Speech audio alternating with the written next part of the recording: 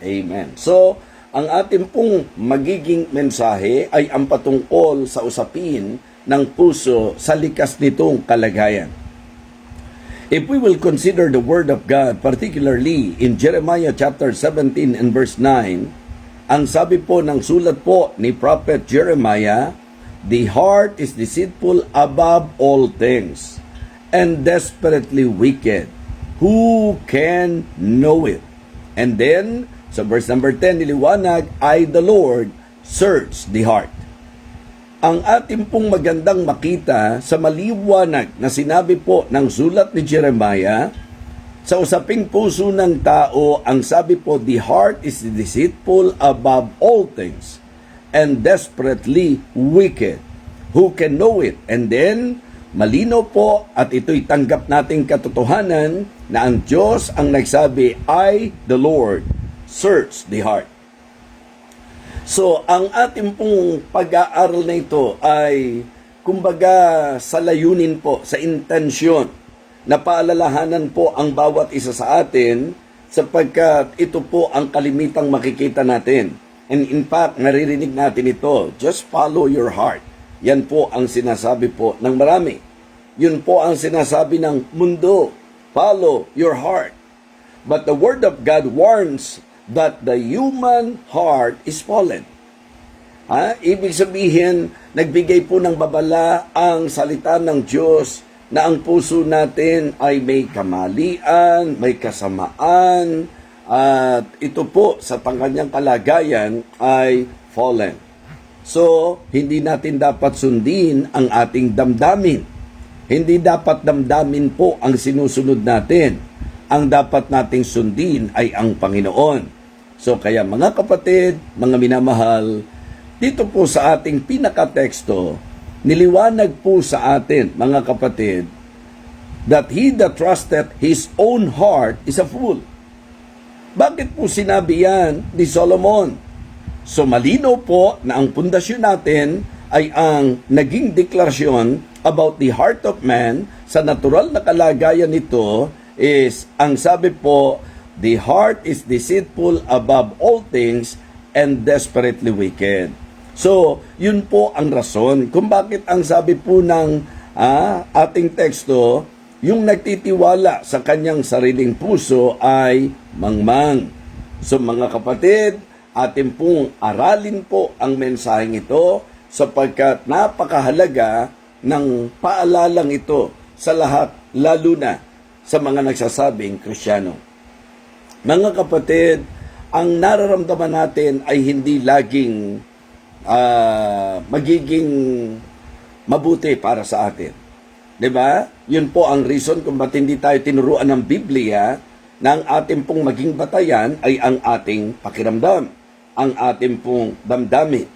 So, unang bagay po na nais kong ipakita sa bawat isa sa atin sa usapin ng puso, the heart can be deceptive. Malinaw po ang sabi ng Jeremiah, di po ba? The heart is deceitful above all things. So, the heart can be deceptive. Pwede kang madaya ng puso mo. Pwede kang madaya ng nararamdaman mo. Kaya nga hindi po pwede na sa pakiramdam ko, sa nararamdaman ko, sa kagustuhan ko. Mga kapatid, sabi ko nga hanggang ngayon, talagang blessed na blessed pa rin po ako doon po sa naging conference po ng mga pastors and preachers and servants of God na ginawa po sa Monterrey. Nagsunod-sunod po doon yung pagtuturo about the paths of God, about the plans of God, and the promises of God.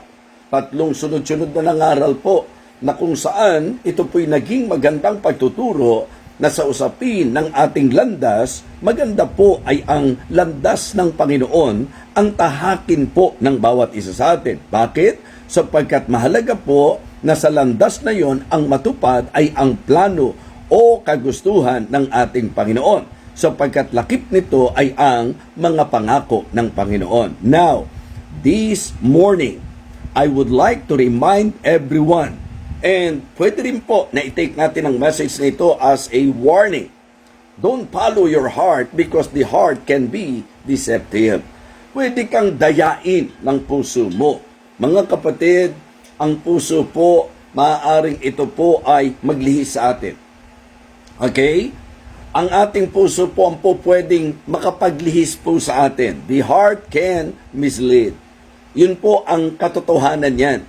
Na kapag ka ang sinusunod mo, nararamdaman mo, pwede kang ilihis ng nararamdaman mo. Pwede kang dalhin sa mali ng nararamdaman mo. Pwedeng ikapahamak mo kung susundin mo yung nararamdaman mo. Now, bakit po ba natin sinasabi yan?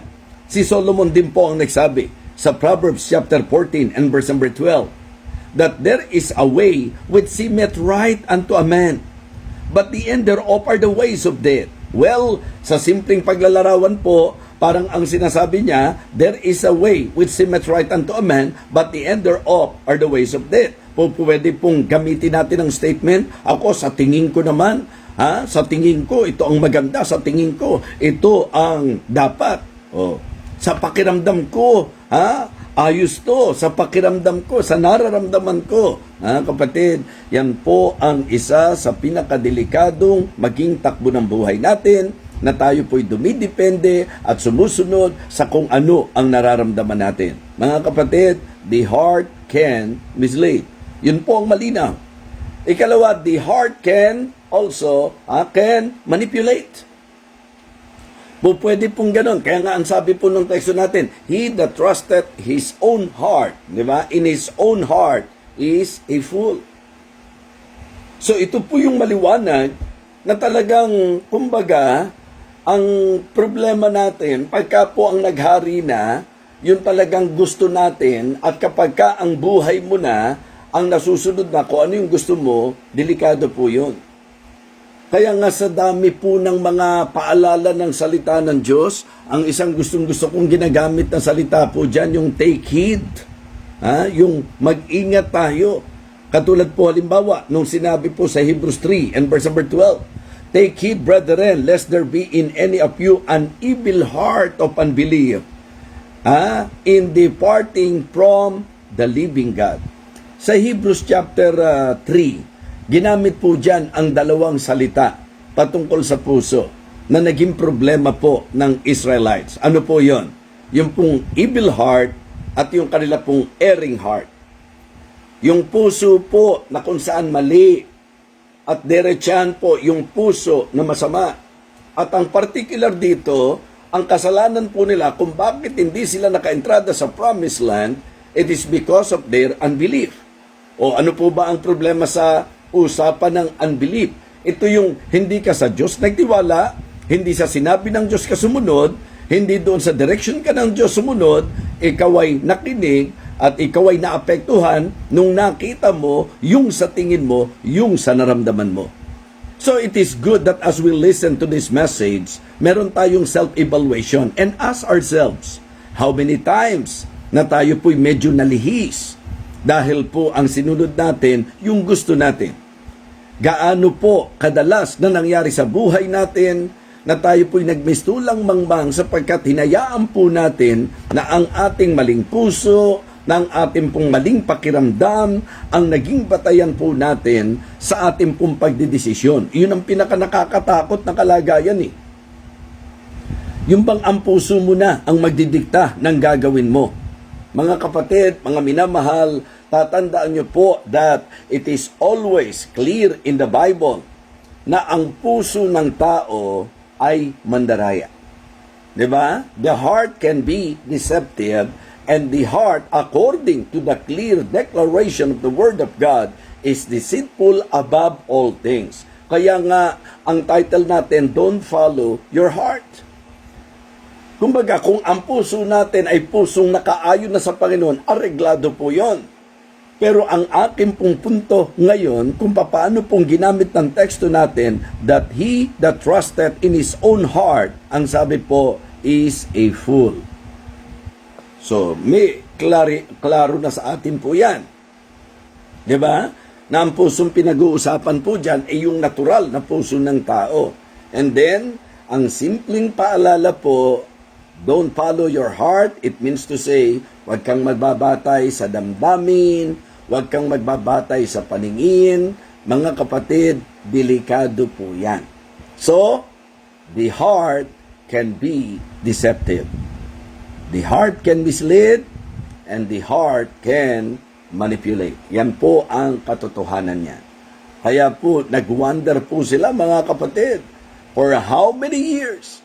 And it is very sad na napakadaming panahon ang ginugol po ng mga tao, particularly sa panahon po ni Moses. Diba? Sa panahon po ni Moises, mga kapatid, ang problema po, hindi nakaentrada sa Promised Land at malinaw po sa Hebrews chapter 3 na ang problema ay ang unbelief. Ano po ang ibig sabihin nun? Hindi nagtiwala sa Diyos, hindi sumunod sa Diyos, hindi nakinig sa Diyos, hindi pinanghawakan ang direksyon ng Panginoon. Yung sinasabi ng Panginoon, ano po ang posibleng dahilan?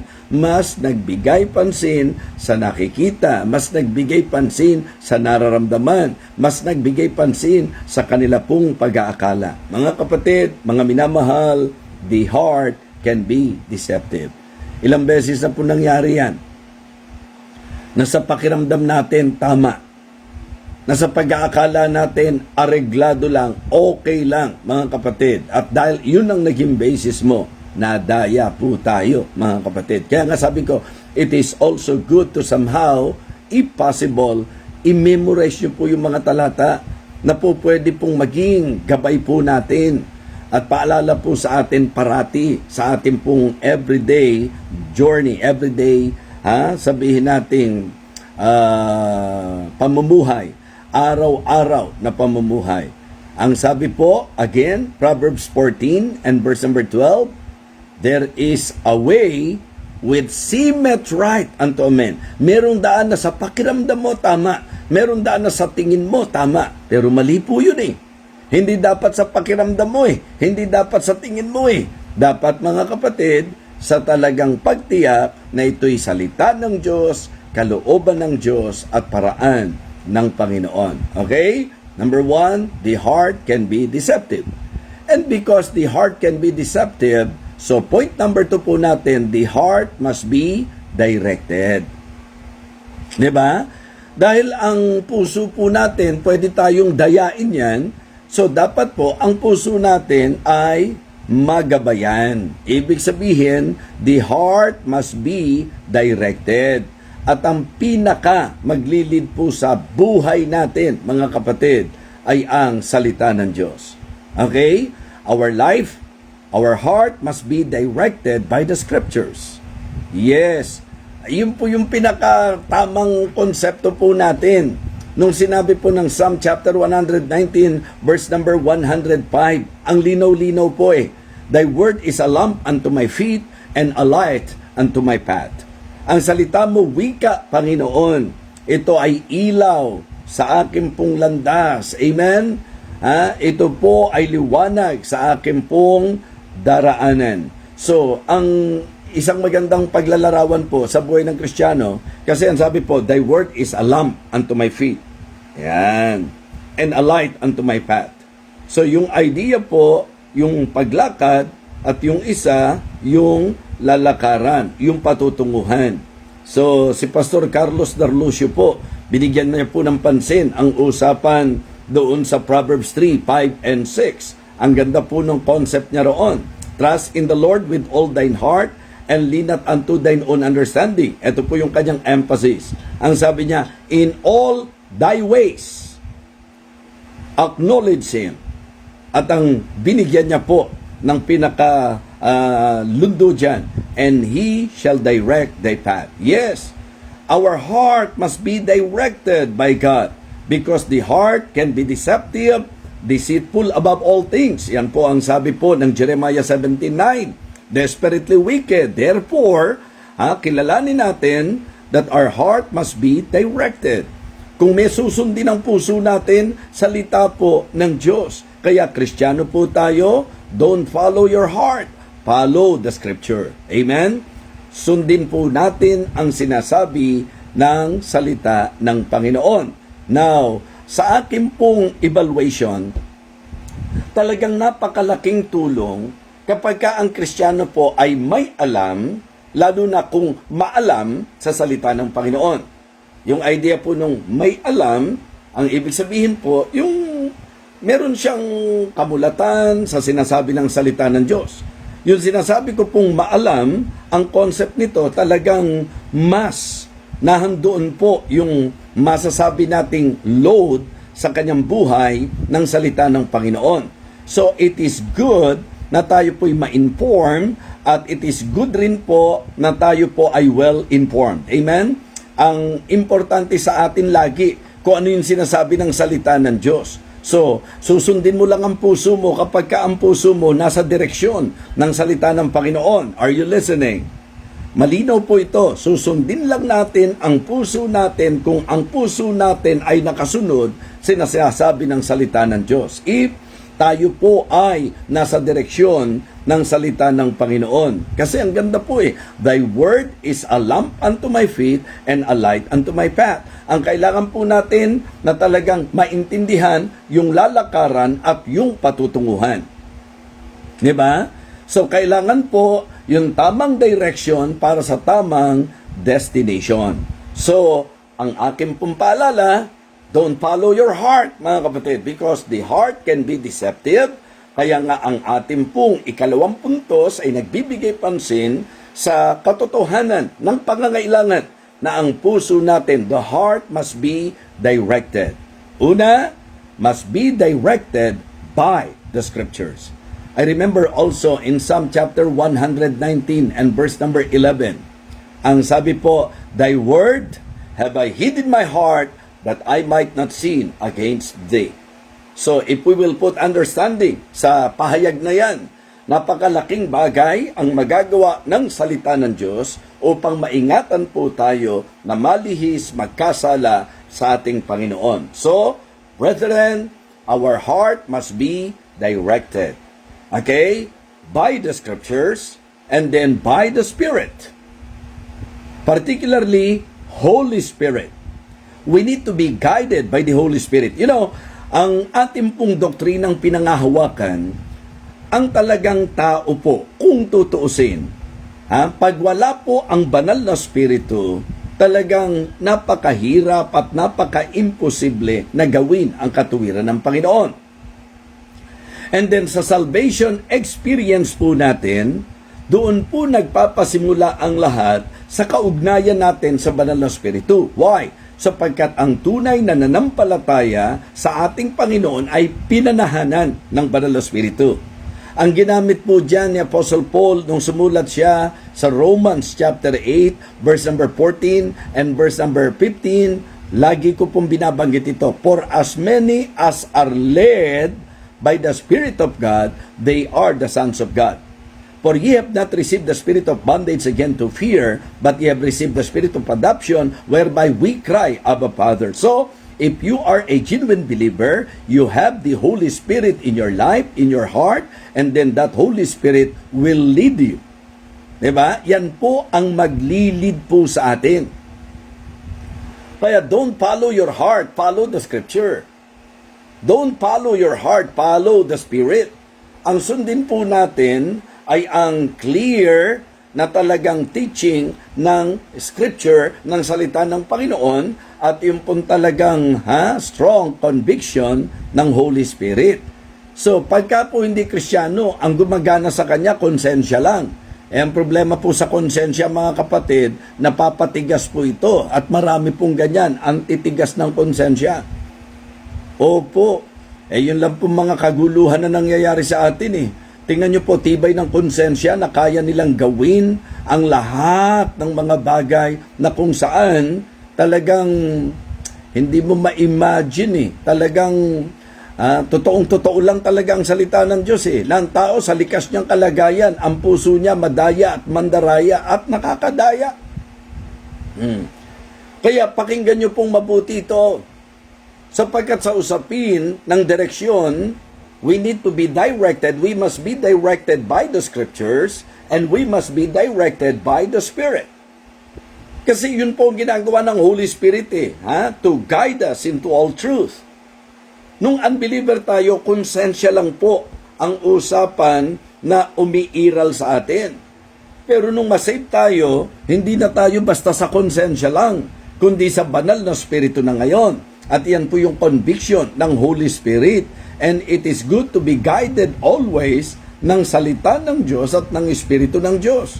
Kaya nga sa Biblia po, lagi pong may pagliliwanag. Halimbawa lang po, sa usaping taong sa kanyang puso, sa usaping tao, sa kanyang kalikasan, sa likas na puso na taglay niya, ang likas na puso ng tao ay kasalungat ng kalooban at kagustuhan ng Panginoon.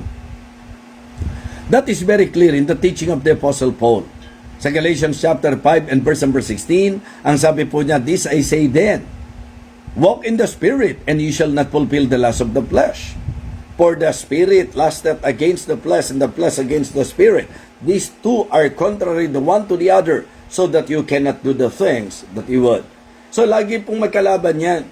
Kaya nga, yung idea po ng flesh, ito po yung ayon sa kagustuhan natin, sa tibok ng puso natin. Yan po'y salungat, yan po'y laban sa nais ng Panginoon. And it is good for all the believers to realize this, that you have the Holy Spirit in you, at ang isa sa ministeryo ng Banal na Espiritu ay ang i-convict tayo, i-convince tayo, mga kapatid, at yun po ang isang napakagandang bagay na dapat nating ituring na advantage na ngayon, hindi ka nasusunod sa kung ano lang ang gusto mo. May salita ng Diyos na pagbabatayan mo, and then may Espiritu ng Diyos na kailangan maging sensitive ka. We need to be sensitive sa kilos ng Banal na Espiritu. We need to be submissive sa talagang pinaka-leading ng Banal na Espiritu. And we need to surrender, mga kapatid.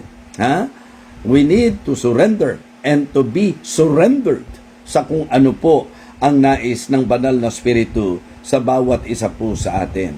Mga kapatid, for me, yun po yung klarong konsepto po ng Proverbs 3. Diba? Verses 5 and 6. Trust in the Lord with all thine heart, and lean not unto thine own understanding. May susundin ka dapat. May susundan ka dapat. At yan po ay ang ating Savior. Directed by the Scriptures, directed by the Spirit, and by our Savior. Yung pong kantang Stepping in the Light, so yun po'y nagpapaalala na kung may susundan tayo, yung ating pong tagapagligtas. Kaya don't follow your heart, follow the Scripture, follow the Spirit, and follow our Savior. Amen? Siya po ang dapat nating sundin. So, number 1, the heart can be deceptive. Pangalawa po, the heart must be directed. And listen, hindi po madali yan. Diba? Hindi po madali yan. Kaya ang dapat seek, diba? Submit and surrender. Nilinaw ko po sa inyo, mga kapatid, dapat maging sensitive tayo, seek the will of God, diba? Search the Word of God, napakahalaga po niyan, and then submit to the will of God, at maging surrender tayo, suko po tayo sa Kanya. So, pangatlo po na nais kong bigyang pansin, sa ating pong mensahe ngayon, the heart must be disciplined. The heart must be disciplined. Mga kapatid, tatandaan niyo po na ang sukong puso, yan po ang magdadala sa atin sa victorious life. Yes. So, napaka-importante po nitong bibigyang pansin po natin. So, una po, guard your heart carefully. Diba? So, guard your heart carefully. Guard our heart carefully. Sabi po ng Proverbs chapter 4, maganda po, mabigyang pansin natin yan. Kung may Biblia kayo, magandang nasusundan po natin. Diba? Ang sabi po, keep thy heart with all diligence, for out of it are the issues of life. So talagang ang usapin ng buhay, puso talaga ang sentro ng lahat-lahat. So pag di ko na disiplina, pag di ko nasupil ang aking pong puso, pag hindi ko po nagawa na ang puso ko po, mga kapatid, ay talagang isuko at disiplinahin, ang mangyayari po sa akin, mga kapatid, laging problema.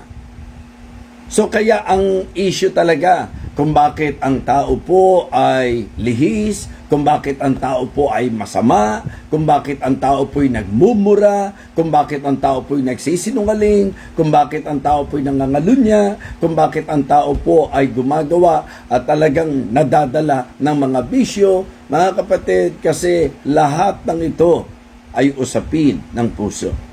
Kaya ang sabi po, pakaingatan, diba? Keep thy heart with all diligence, for out of it, ang sabi po, are the issues of life.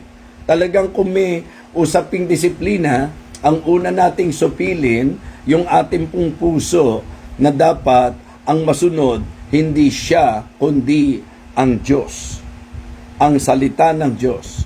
Ang pangunguna ng banal na Espiritu. Mga kapatid, mga minamahal, discipline is very important. So give your heart completely. Particularly to God. Give your heart continually to God. Give your heart completely to God. It is a life of full surrender. Kaya nga, ang sabi ko po, mahalaga po na sa usaping puso, maging cautious po tayo. And then, yung changes, mahalaga po yan. I remember, ang sabi po ni David, create in me a clean heart, O God, and renew a right spirit within me. Diba? So, kasi yun po kahit Kristiyano ka na, kapag ka yung old nature mo ang nasusunod, yan po ay ang practice na yung puso mo pa rin. Yung gusto mo, yun po ang ipinipilit natin, yun po ang nasusunod. At doon tayo nagkakaroon ng problema, mga minamahal. Kaya for me, it is good to somehow be reminded na sa usaping puso, it must be disciplined, mga kapatid. Okay? Guard your heart carefully. Bantayan nating mabuti ang ating pong mga puso. Pag-aralan po natin ang mga gusto nating gawin. Pag-aralan po natin yung mga bagay na ipinipilit po natin. Mga kapatid, sa usapang tibok ng puso, ang puso natin must be directed na kung saan dapat nakapundasyon sa scripture, dapat nasa leading ng spirit, dapat ito yung yapak ng ating tagapagligtas na gugustuhin nating sundin at sundan, mga kapatid. Ngayon po, nililiwanag ko sa inyo that our heart must be disciplined. Kailangan po masupil natin yan, madisiplina po natin yan. Knowing the Word of God, knowing the will of God, I believe, doon po natin makikita na dapat hindi laging sinusunod kung ano ang gusto ng ating puso. Sa mga pagdidesisyon natin, wag ho tayong padalos-dalos, mga kapatid. Diba? So kaya ang isang bagay na magandang practice natin is to always pray to God na ayusin niya ang puso natin. Itama mo po ang puso ko, Panginoon. Bigyan mo ko lagi ng malinis na puso. Pag pinag-usapan yan, yung motibo natin, yung mga talagang pinaka-dahilan natin sa mga bagay-bagay, at ang nakita ko po na susi ay ang tinatawag nating disiplina. So guard our heart carefully. Ang sabi po, keep thy heart with all diligence, for out of it are the issues of life. And then, give your heart continually to God. Give your heart completely to God. Ang sabi po, my son, give me thine heart. Yan po yung nasa Proverbs 23 din po. And verse number 26. My son, give me thine heart. Ang ating pong magandang maging hakbang sa buhay nating ito ay ang ipasakop natin ang puso natin sa salita ng Diyos, sa Espiritu ng Diyos, sa kalooban ng Diyos. Napakahalaga na tayo po. Yung thoughts natin, mga motives natin, mga kapatid, lahat ng ito ay dapat bantayan po natin, at kung may mali, ipabago po natin sa Panginoon, because tayo po hindi natin kayang baguhin ang sarili natin. The best thing that we can do is to learn how to discipline our heart, how to discipline ourselves. Yan po ang naging susi kung bakit naging victorious ang buhay ni Apostol Pablo. Diba? Hindi lang sa usapang theology, sa usapang practical, sa usapang Christian living. Makikita nyo po that the Apostle Paul is not just good and great when it comes to doctrine. I can also say that the Apostle Paul is very good in terms of practical Christian living. Grabe po eh. Yung mga talata ni Apostol Pablo na talagang, kumbaga, salita ng Diyos na naipasulat kay Apostol Pablo, hindi mga biro-biro po yan. Diba? Galatians 2:20, I am crucified with Christ. Nevertheless, I live. Yet not I, but Christ liveth in me. And the life which I now live in the flesh, I live by the faith of the Son of God, who loved me and gave Himself for me. So makikita nyo po na yan ay totoong-totoo sa buhay ni Apostol Pablo. Yung kanyang for to me to live is Christ and to die is gain. Yung paborito ko pong, but none of these things move me, neither count I my life dear unto myself, so that I may finish my course with joy in the ministry which I have received of the Lord Jesus, to testify the gospel of the grace of God. Hindi ba disiplina po yan? Diba? Mga kapatid, mga minamahal, ang akin pong nakita na susi kung paano magtatagumpay ang Christian life base sa example na makikita natin kay Apostol Pablo, ay ang natutunan niyang disiplinahin ang kanyang sarili. When we say sarili, sabi ko nga, ang sentro ng lahat, puso. Kaya dapat ingatan po yan, dapat bantayan po yang maingat mga kapatid, at dapat isuko yan completely sa Panginoon. Yes, I remember when the Apostle Paul said in 1 Corinthians chapter 9 and verse number 27, but I keep under my body and bring it to subjection, lest that by any means when I preach to others, I myself should be a castaway. Mga kapatid, mga minamahal, kamusta po tayo kung ang pag-uusapan, yung pong ginagawa natin, yung lakad natin, yung pasya natin? Sino ang nasusunod? Okay? Kalooban po ba ng Diyos? Yung po ba ang nasusunod? Ano po ba ang nasusunod sa buhay natin? Sino po ba ang nasusunod sa buhay natin? Well, sa ating pong naging palakayin, ipinakita ko po sa inyo that the heart can be deceptive. Pwede kang dayain ang puso mo dahil magdaraya daw po yan higit sa lahat ng bagay. Okay? Pero ang solusyon, sapagkat nakita natin sa point number 2 that the heart must be directed. So pwede po at kailangan po na atin pong maidirect ang ating pong puso. And also, the heart must be disciplined. So, minabasa ko kanina, sabi po ni Deep Thinker, the heart must be devoted. Yes, because in our point, yun po yung eksaktong ibig sabihin na, my son, give me thine heart. Once na ang puso mo completely ibinigay mo na at sinentro mo na sa Panginoon, debosyon na po yan mga kapatid. So, the heart must be devoted para sa Panginoon. So, yun po ang nais kong sentrohan natin sapagkat sabi ko, tinalakay ko yung follow Christ. Ano po ba nakakahadlang sa pagsunod natin sa Panginoon? Hindi ba sarili? Okay? At ano ba ang sentro ng isang tao? Hindi ba puso? Kaya nga kapag ang puso natin ang lagi nating sinunod, mga kapatid, ipapahamak tayo niyan. Mapapariwara po tayo. Kaya, don't follow your heart. Follow the scriptures, follow the Holy Spirit, and follow our Savior. Yun po ang maliwanag na nakita ko sa mensahe ng salita ng Diyos. Ang sabi po ng ating teksto, ang sabi, he that trusteth in his own heart is a fool. Isipin niyo po yung statement na yan. Siya na nagtitiwala sa kanyang sariling puso ay hangal. Siya'y mangmang. But whoso walketh wisely, he shall be delivered. Mga kapatid, hindi po wise na yung laging gusto mo ang nasusunod. Hindi po wise na yung likas na puso mo ang pakikinggan mo. Ang wise po ay ang makinig ka sa salita ng Diyos, sumunod ka sa leading ng Banal na Espiritu, at sundan mo ang yapak ng ating Panginoon. Mga kapatid, mga minamahal, kahit sa mga decision makings.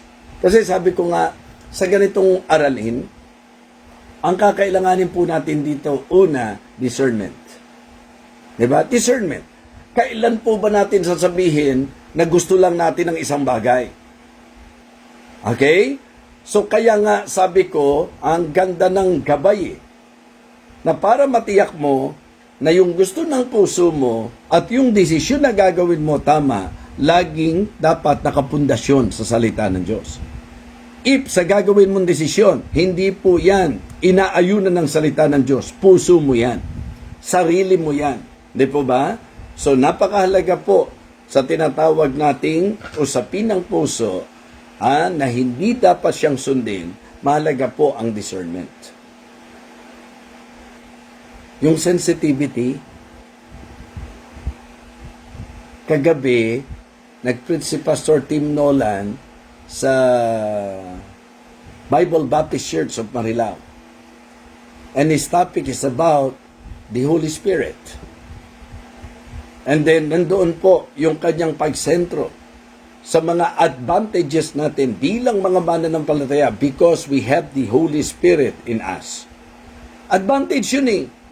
Pero anong silbi ng may banal na spirito kung di mo rin susundin yung kanyang leading? Kaya nga sabi ko, ang mahalaga po sa atin, discernment. Kasi yung discernment natin magdadala sa tamang desisyon. At yung tamang desisyon natin magdadala sa tamang direksyon. Mga kapatid, discernment para sa right decision, discernment na nasa right decision ang magdadala sa atin sa right direction. Kaya nga, ang ganda-ganda po na ang ating pong matutunan ay ang maging sensitibo tayo. Pag nakikinig tayo ng preaching, be sensitive. Hindi po yung sensitive na magtatampo. Hindi po yung sensitive na matitisod. Yung sensitive na ma-discern mo kung ano po ang pangungusap at nais na ituro ng Panginoon sa atin. Bakit? Kasi po, ang tamang discernment, katulad ng binanggit ko, dadaling ka niya sa tamang desisyon. At yung tamang desisyon na yan po ngayon ang maghahatid sa iyo sa tamang direksyon. Kaya, mga Kristiyano, don't follow your heart. Isang maganda po sigurong halimbawa dyan, young people. Ang sabi ng Scripture, be not unequally yoked together with the unbelievers. Tapos, heto ka ngayon. Diba? Malinaw na yung sinabi ng Scripture, pero ipipilit mo pa. Dahil gusto mo ipipilit mo pa. Kahit na po sabihin nating malinaw na ang preaching ng pastor, ang talata, yung pong mismong teksto, yung salita ng Diyos. Be not unequally yoked together with the unbelievers. Yung palang alam nating unbeliever na yan, dapat cautious na po tayo. Teka, baka ito'y binigyan natin ng pagkakataon, diba? Baka mahulog ang ating kalooban, mahulog ang ating puso. And then, madaya ka na talaga ng gusto hanggang sa tayo po ay malihis na ng landas. Mga kapatid, mga Kristiyano, don't follow your heart. Follow the Scriptures, follow the Spirit, and follow the Savior, our Savior. So, ito po ang mensahe ng ating Panginoon. Paalala po ho, the heart is deceitful above all things and desperately wicked. Who can know it? In that declaration, ang puso raw po ay deceitful, ang puso raw po ay desperately wicked, so don't follow your heart. Follow the Lord. Amen? Follow the Lord, the leading of the Lord, and the law of the Lord. Yan po ang ating mensahe ngayong umagang ito. At umaasa po ako na muli po tayo nabusog at tayo po'y maging spiritually malusog upang ang kalooban ng Diyos ang ating pong patuloy na matutunan sa buhay nito. Kaya sa pagsasalo-salo natin, ang concern natin, hindi ka lang mabusog. Ang concern natin, ikaw ay maging malusog para hindi ka mausog. I'm just kidding. Pero sana po ito ay naging malinaw sa bawat isa sa atin. So, ang ating pong conclusion, don't follow your heart, follow the Scripture, the Spirit, and our Savior. Let us pray. Lord, thank you po. Kailangan po namin lagi ng paalala. Araw-araw kailangan po namin ng iyong salita. Kaya ang mensaheng ito, nawa ay maging beneficial sa bawat isa po sa amin. May we realize the importance of this message. Hindi lang po ito reminder, kundi talagang turo na dapat ang masunod sa buhay namin, hindi ang aming sariling kagustuhan o sariling puso, Nawa, ma-direct po namin ang puso namin, ma-disiplina po namin ang puso namin, at ma-devote namin para sa iyo ang aming puso, ang pag-ibig namin, Panginoon, ang paglilingkod namin, ang lahat sa aming buhay, ang lakad namin, Panginoon. Umaasa po ako na ang aming pong naging pag-aaral na ito ay magdadagdag ng sukat sa aming spiritual na buhay, paglago sa aming spiritual na buhay. Maraming salamat po sa Ministeryo ng Believers Breakfast. Lord, thank you rin po sa mga masugid na taga-subaybay. Lagi mo silang abutin, pagpalain. Bigyan mo po ng tagumpay ang anniversary na gaganapin po sa Pilgrim Bible Baptist Church sa panguna po ni Pastor Arnold Julian. Bless even their speaker, Heavenly Father, si Doc Arnold Garcia. Panginoon, hiling ko rin po ang mga may karamdaman, pagalingin mo po. Hiling ko po dakilang Diyos ang mga may problema, lapatan mo po ng solusyon. Ang may mga kagipitan, bigay mo po ang iyong masaganang probisyon. At ang may kalituhan, kaguluhan, bigyan mo po ng kaliwanagan at ng kapanatagan. Dakilang Diyos, maraming salamat po. Huli po, pagpalain mo ang aming araw na ito. At gayon din naman sa mga nasa ibang bansa, pantayan mo po at ingatan sila sa kanilang pagtulog. Maraming salamat aming Ama. Pinupuri ka po namin sa pangalan po ng aming Panginoong Jesus. Amen.